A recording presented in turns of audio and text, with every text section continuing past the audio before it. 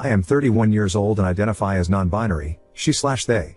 I present as feminine, so female pronouns are fine with me. Today I am officially 36 weeks pregnant. A few months ago I started having severe health issues. I get these severe chest pains and high heart rate. Since elevated heart rate is normal during pregnancy, each doctor shrugged their shoulders and told me to lay down, and they never addressed the chest pains and the feeling that I was having a heart attack.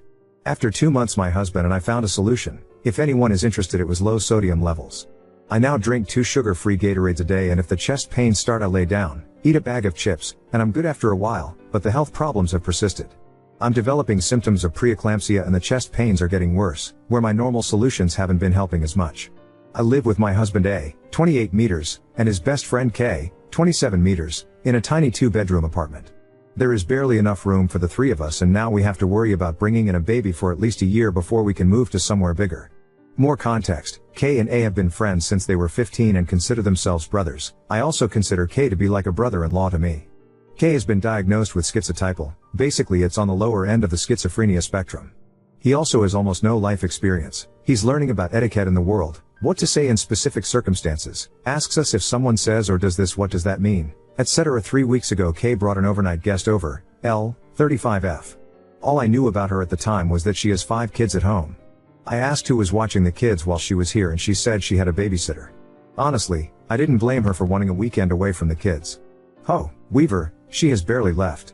She's been at her own house maybe 5 days out of the 3 weeks. She mainly stays in his room, except one day she asked if she could help do the dishes. Like mentioned earlier, I have been dealing with months of health issues on top of being pregnant, so dishes had gone to the wayside. She cleaned my kitchen for me and I could not express to her how thankful I was for it. It gave me the energy to start cooking again, and I even deep cleaned my fridge. However, at that point she had been here for 2 weeks and I was ready to talk to Kay about the proper etiquette of overnight guests. 3 nights maximum, with almost a week in between visits. Anything more than that is overstaying. This is where I expose my throat as the Wolverine claws come.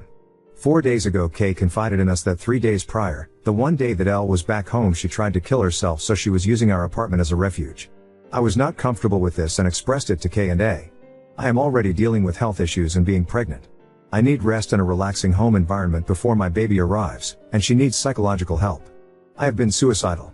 The first time I tried to kill myself was 206, the second time in 2019, and going to the psych ward was exactly what I needed at the time.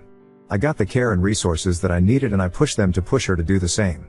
I did not want her in our home. My husband A promised that I wouldn't have to worry about anything, all I have to focus on was me and our baby. I told him that was like sitting me in front of a tornado and saying, hey, don't worry about that tornado, you'll be fine. And Elle ended up staying.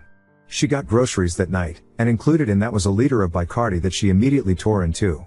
Like I said, I have been suicidal before, and I suggested that this is not the best idea for everyone's mental health, but K, L, and A still killed the whole bottle. My husband A, I don't care if he gets drunk. He gets giggly and kisses me a lot and tells me he loves me.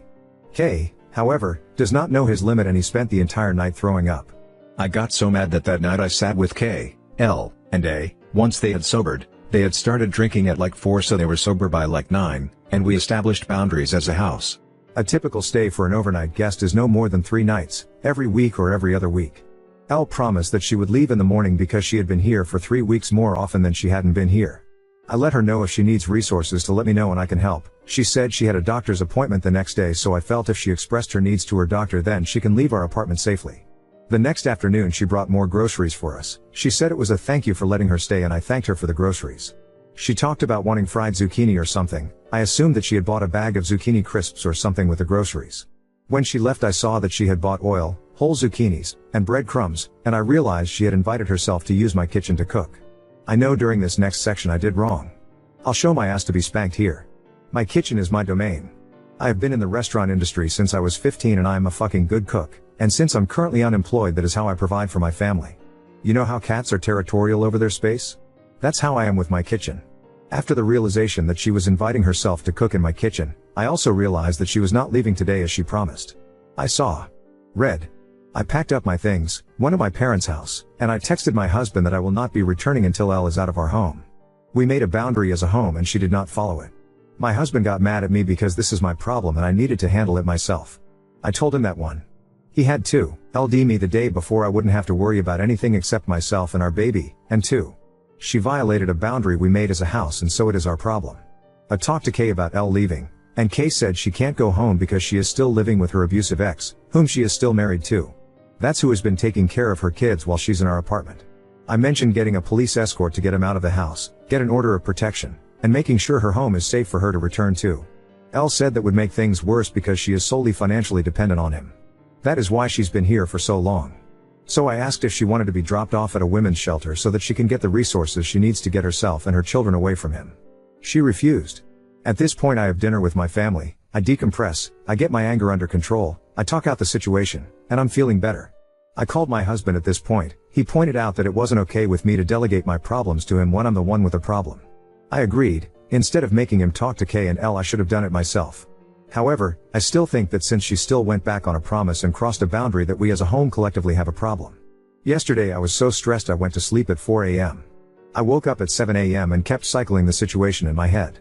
I felt like a monster for kicking an abused suicidal woman out of my house. However, I did not consent to her being here. I expressed that I did not want her here more than 3 nights in a row, and we offered her solutions that she refused.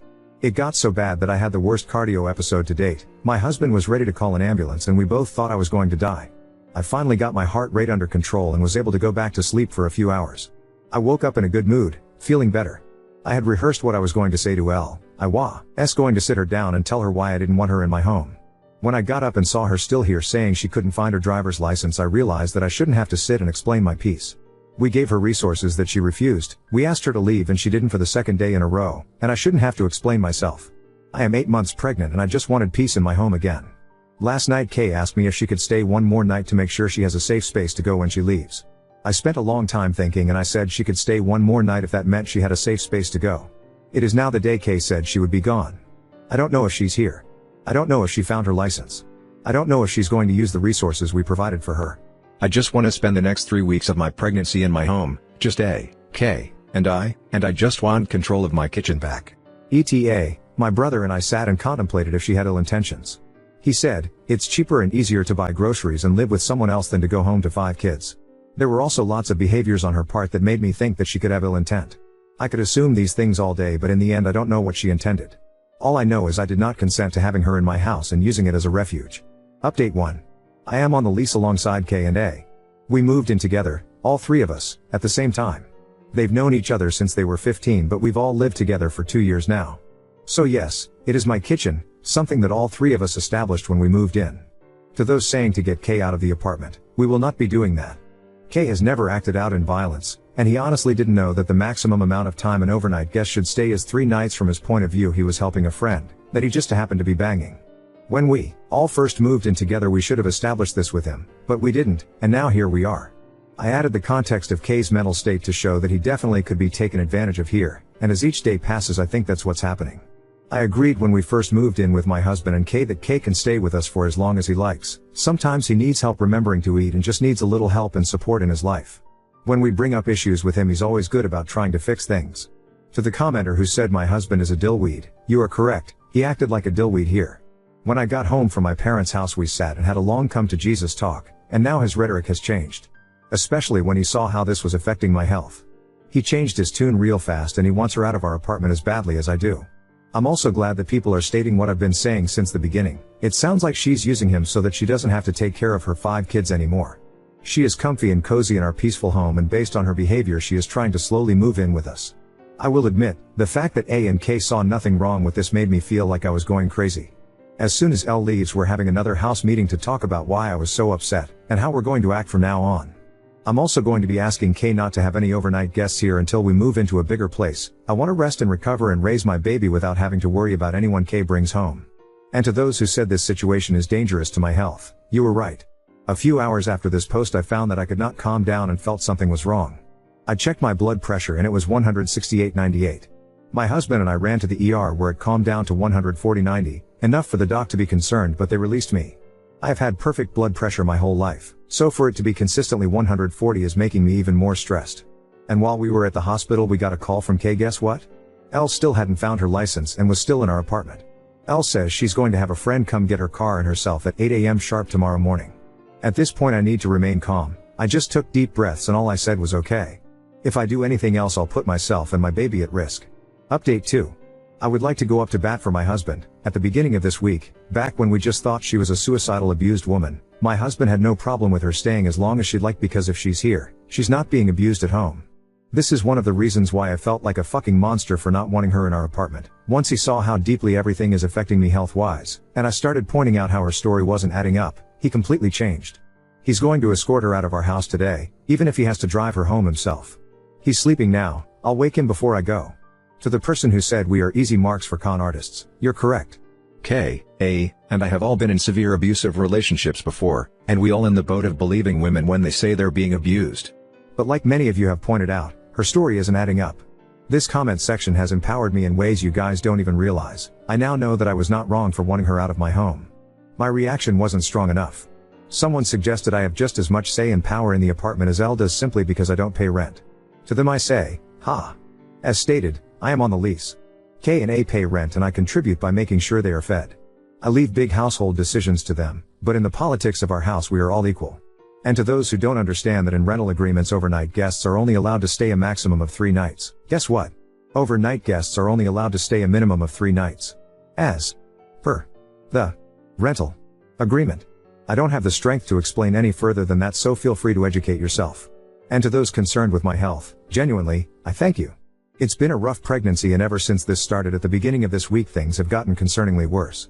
My usually perfect blood pressure is now constantly spiking and is consistently higher than usual. In the last 4 days I've had less than 20 hours of collective sleep. Last night was 3 hours. I watch people read Reddit stories on YouTube before I go to sleep and I kept finding myself not comprehending what they were saying. My baby shower is tomorrow and I am not excited about it anymore. I'm not really excited about anything anymore. I already had plans to stay tonight at my parents' house so I could do baby shower prep in the morning. In hindsight I should have stayed at my parents' the first time until she left. This time, I'm packing extra clothes and I'll be there until further notice.